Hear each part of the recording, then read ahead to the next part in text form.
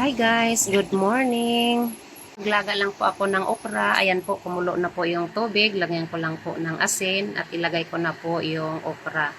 Bali, 5 minutes lang po. Pwede na po nating hanguin yung okra para hindi naman po sobrang lata. Ayan po. Mas masarap po pagkatamtaman lang yung pagkaluto niya. Ayan po, pwede na po yan. Ilagay na natin sa strainer at hugasan lang po natin yan para matanggal yung dulas niya. Yan, huhugasan lang po natin ng maigi.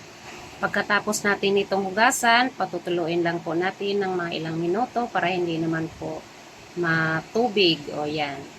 Patuloyin lang natin ng mga ilang minuto. Ayan po, hihiwain lang po natin ng medyo manipis lang. Hindi naman sobrang nipis. Yung katamtaman lang po yung kapal niya. Ayan. Siguraduhin lang po natin na yung okra ay hindi po natin ma-overcook para hindi po tayo mahirapan mag-slice. Ayan po. Lagay na po natin sa malaking lagayan. At maglalagay po ako ng 3 egg. Bali large po yung egg na ilalagay ko.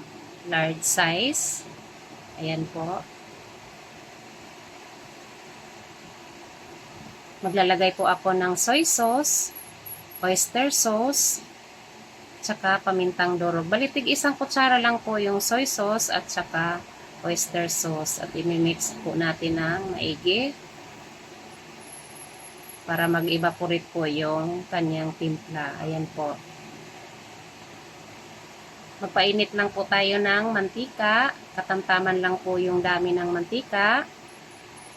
Ayan, mainit na po yung mantika. Ilalagay ko na po yung ating tinimplahang okra at saka egg. Ayan po. Mahina lang po yung apoy. Katamtaman lang po yung apoy nyo. Medium to low heat lang po. Para hindi po masunog. Ayan, baliktarin ko na po. Tapos, durog-durogin ko. Ayan. Parang kinulang po yata ng mantika. Pero okay lang po yan. Para hindi po mamantika masyado. Ayan. Sa susunod, pag nagluto ako ng ganito, magdadagdag ako ng egg. Kasi parang kinulang siya ng egg. Ayan po. First time ko pong magluto ng ganito. Sinubukan ko lang po kung talagang masarap. Ay talaga naman pong masarap pala. Tinikman ko na po yan. Nagustuhan ko po yung lasa niya.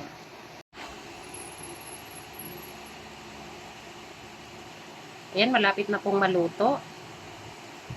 Ayan po, tama na po yung timpla niya at saka okay na po yan. Lutong-luto na po siya. Ilagay na po natin sa serving plate.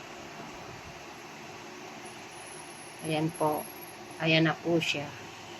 Kung nagustuhan ninyo ang aking video, paki-subscribe lamang po, like and share, at pakipindot na rin po ang notification bell para ma-notify po kayo kapag may bago akong upload na video. Yun lamang po, maraming salamat. Bye! God bless!